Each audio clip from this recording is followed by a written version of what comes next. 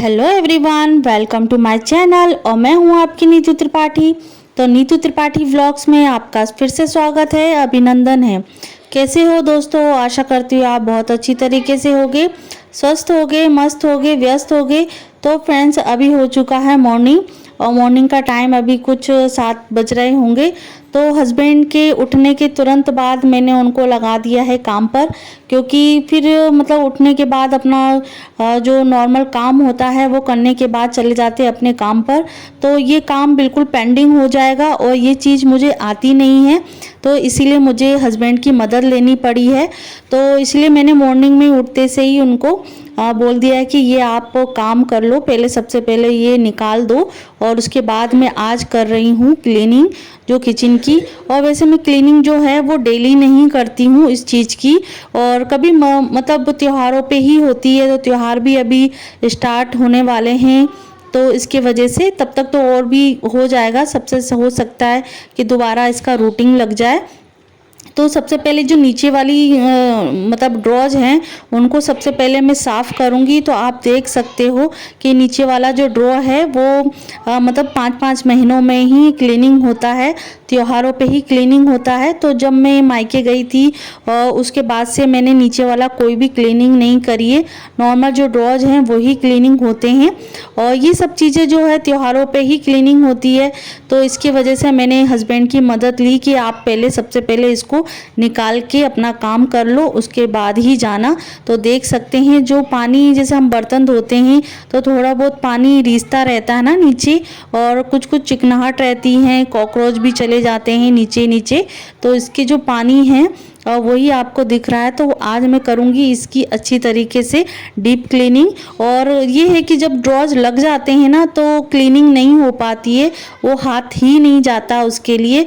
और इसके बाद उनका जो काम है वो हो चुका है, वो अपने काम पर चले गए हैं। और फिर जब आएंगे तो उनको नाश्ता चाहिए, तो सभी के लिए मैं आज बना रही हूँ पोहा।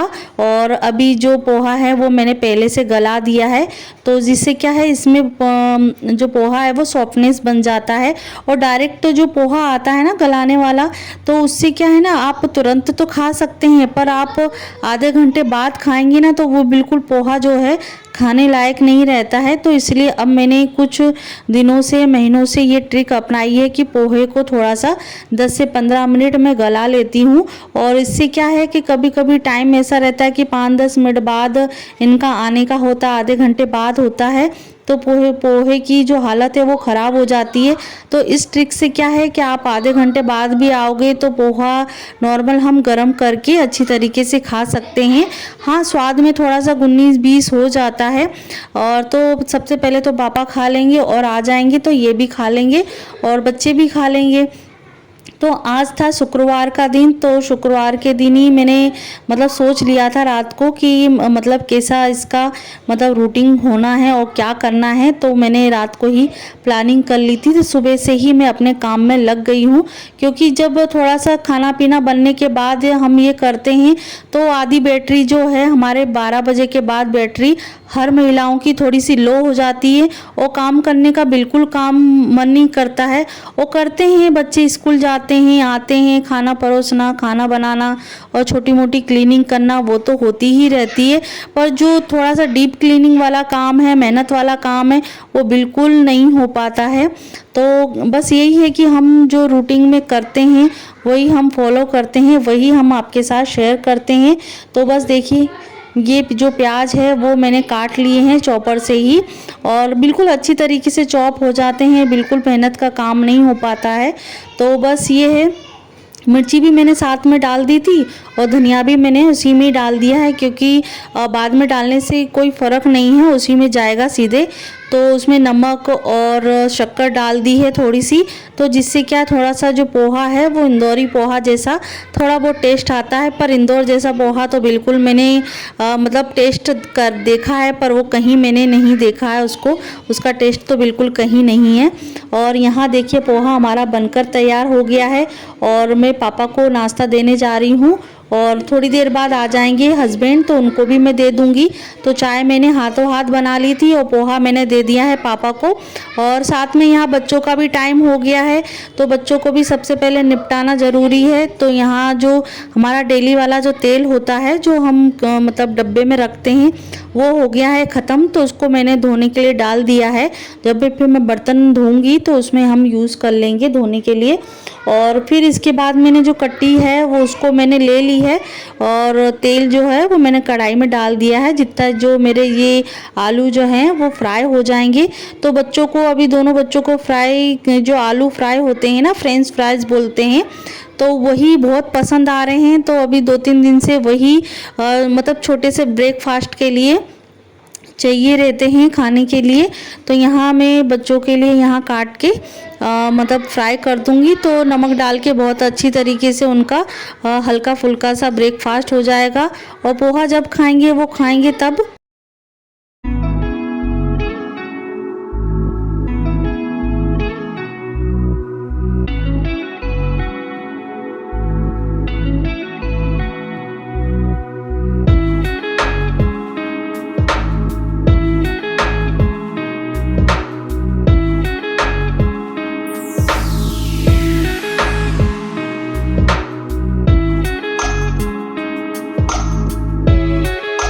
तो फ्रेंड्स यहाँ देवांश का टाइम हो गया स्कूल जाने का, और आधे घंटे पहले ही मैं नहलाती हूँ, क्योंकि उसका जो नाटक है वो उनका बरकरार रहता है कि मम्मा थोड़ी देर टीवी देखने दो, मम्मा थोड़ा सा फ़ोन चलाने दो। मैंने तो टीवी नहीं देखा, थोड़ा सा मोबाइल नहीं देखा है ना। और मतलब ये चलते रहते हैं। और मैं नहाऊंगा नहीं, तो कभी कभी मूड के ऊपर भी बच्चों का रहता है, तो इसकी वजह से थोड़ा सा आधे घंटे पहले ही नहला के वो करना पड़ता है। इसकी वजह से थोड़ा सा लेट हो जाता है। और मैंने आलू की चिप्स जो बनाई थी, मतलब फ्रेंच फ्राइज बनाया था, तो वही मैंने थोड़ा सा उसको मतलब टिफ़िन में दे दिया है। वो खा के भी जाएगा। और अंश तो चले गए थे स्कूल। और बस यही है कि थोड़ा सा रहता है, बिजी शेड्यूल हो जाता है मॉर्निंग में। और उसके बाद ही, क्योंकि ये काम जो था वो मैंने पहले से उनसे करवा लिया था हस्बैंड के जाने के पहले। और तो उसके बाद अभी आप देख सकते होगे कि आगे जाके मैं दिखाऊंगी तो कि किचन की बहुत बुरी हालत है, तो उसको भी मुझे क्लीन करना है। और तो सबसे पहले तो बच्चों का भी जो रूटीन है वो तो हमको फॉलो करना पड़ता है। खाना पीना ये है कि हम आधे घंटे पहले बना सकते हैं, पर खाना भी हमें सभी लोगों को, घर के सभी मेंबर को ड्यूटी जाते हैं, खाना खाते हैं, तो वो भी रूटीन उनका सही बेस पे होना चाहिए। और बस यहाँ फिर बच्चों को छोड़ने के बाद अंश चले गए हैं स्कूल और देवांश चले गए हैं स्कूल। तो उसके बाद मैं करने लग गई हूँ अपना ब्रेकफास्ट। तो आज ब्रेकफास्ट में बनाया था दलिया, और पापा का ही बच गया था थोड़ा सा दलिया, और मैंने इसमें मिक्स कर लिया है। और थोड़ा सा दूध और शक्कर डाल के मेरा जो ब्रेकफास्ट है वो कंप्लीट हो गया है। और पोहा तो मॉर्निंग में बना था, पर मैंने उतना ही बनाया था, हस्बैंड के लिए बनाया था और पापा के लिए बनाया था। और अंश तो चले जाते हैं मॉर्निंग में ही, तो अंश के जाने के बाद ही ब्रेकफास्ट बनता है। और कभी कभी रहता है रूटीन ऐसा हो जाता है कि अंश जाने का टाइम है और वहीं ब्रेकफास्ट हमारा बनता रहता है। तो कभी कभी रहता है कि जो ब्रेकफास्ट बनता है तो वही अंश लेके चला जाता है। तो बहुत ही कम होता है कि सैटरडे का दिन हुआ तो मैं उसको पोहा दे के जाती हूँ, नहीं तो वो पराठा या सब्जी कुछ ऐसे ही लेके जाता है। और मैं अपना ब्रेकफास्ट करने के बाद फिर अपने दूसरे काम में लग गई हूँ। तो आज मैंने कपड़े धोए थे, शुक्रवार है तो शुक्रवार के दिन कपड़े तो धोना बनता है, क्योंकि गुरुवार के दिन मैं बहुत कम मतलब बहुत ज़्यादा ही अवॉइड करती हूँ कि गुरुवार को कपड़े ना धुले। और बोला जाता है कि आपको डीप क्लीनिंग भी नहीं करनी चाहिए और थोड़ा शेविंग और एक्स्ट्रा जो काम होते हैं वो नहीं करना चाहिए। तो इसकी वजह से मैं सोचती हूँ कि अवॉइड करूँ, तो कभी कभी हो जाता है जो हमारा जो नियम है वो कभी कभी लागू भी हो जाता है और कभी नहीं भी होता है, ज़्यादा इमरजेंसी हो जाती है तो। और वहाँ मेरे कपड़े भी धुल रहे हैं और साथ साथ में मैं मतलब बीच बीच में मेरे को जाना भी पड़ता है घुमाने के लिए मशीन को, क्योंकि वो ख़राब है थोड़ी सी, उसको थोड़ा चलाना पड़ता है ठोक पीक के तो तभी चल पाती है। और उस पर भी बेस पे अभी थोड़ा सा काम चलेगा, तब अभी ये 2-3 काम और पेंडिंग पड़े हैं तो उसको पहले मैं फिनिश करूँगी, उसके बाद एक एक करके मैं सब चीज़ों को व्यवस्थित कर दूँगी। पर सोचती हूँ कि चलो जब तक काम चल रहा है तब तक काम धकेलना है, पर चलो ठीक है, कोई बात नहीं है। और फिर यहाँ जो मैं अंश को देवांश को मैं नाश्ता वास्ता दी थी, उसके बाद नाश्ता कर ली थी। तो जो सामान था वो वैसे के वैसे ही था। मैं सीधे चली गई थी स्कूल देवांश को छोड़ने के लिए, तो ये सब चीज़ें नहीं हो पाई थी क्लीनिंग। तो मैं ये है कि पूरा जो ऊपर का काम है वो मैंने क्लीनिंग कर लिया है। खाना पीना मेरा बन चुका है और सिंपल तरीके से मैंने आज खाना बनाया था। आज एक ही सब्जी से मेरा काम हो गया है। तो जो ऊपर वाला काम है वो मेरा हो चुका है। गैस क्लीनिंग कर ली है, प्लेटफॉर्म क्लीनिंग कर लिया है।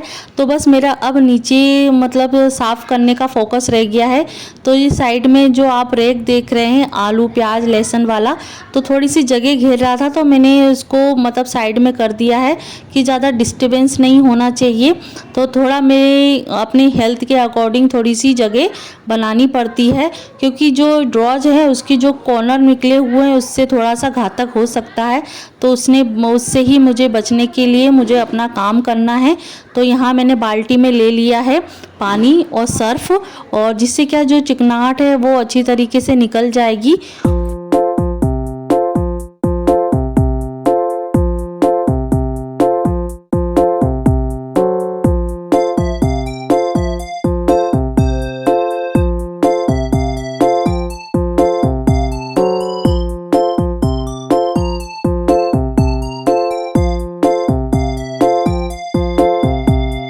तो फ्रेंड्स यहाँ मैंने बाल्टी में ले लिया है पानी और थोड़ा सा सर्फ डाल लिया है, थोड़ी सी डिटॉल की बूंदें डाल ली हैं, और यहाँ पर कपड़ा डाल के मैंने अच्छी तरीके से अंदर घुस के मैंने इसको क्लीनिंग किया है।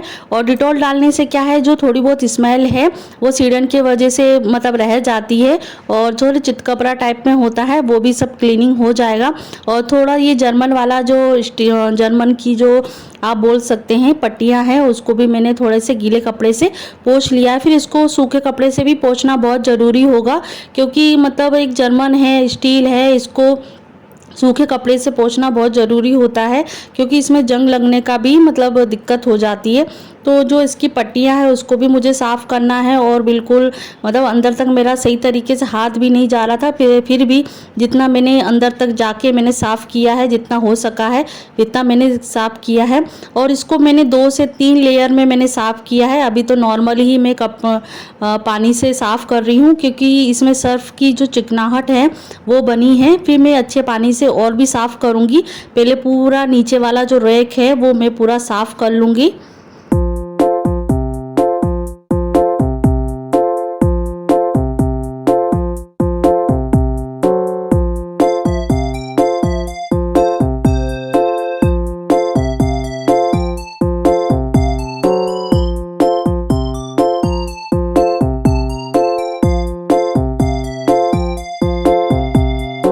हालांकि ये सभी जो काम है मैं ज़्यादातर उसी टाइम पे करती हूँ कि जब बच्चे घर पे ना हो या स्कूल चले गए हों, किसी काम से चले गए हों, तो ही मैं ये काम करती हूँ।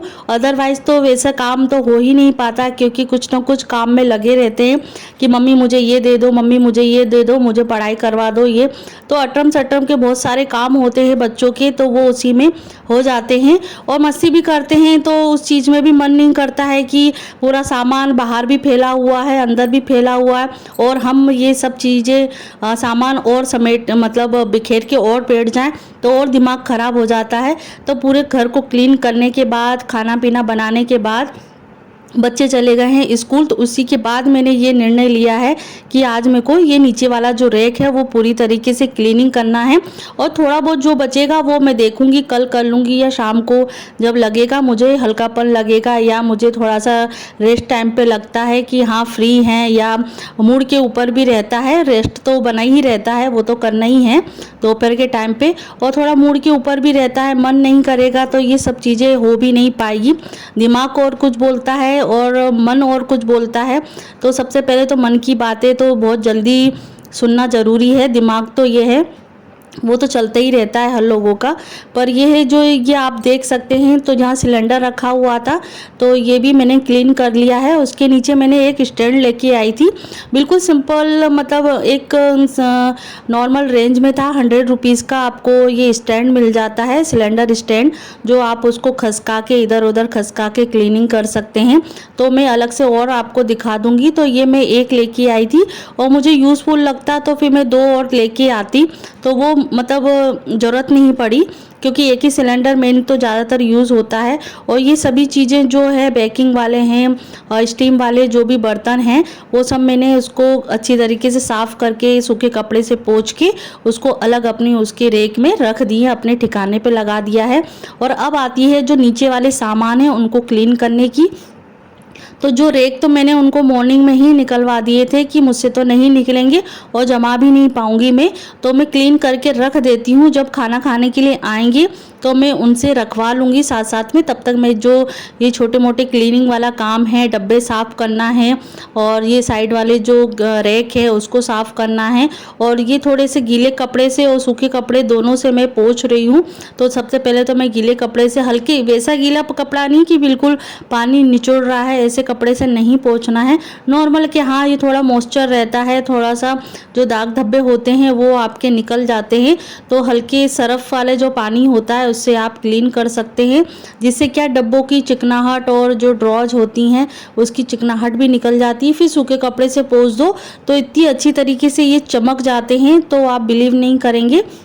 और देख के भी बहुत अच्छा लगता है कि हाँ हमारा किचन साफ़ हो गया, हमारे डब्बे साफ़ हो गए हैं।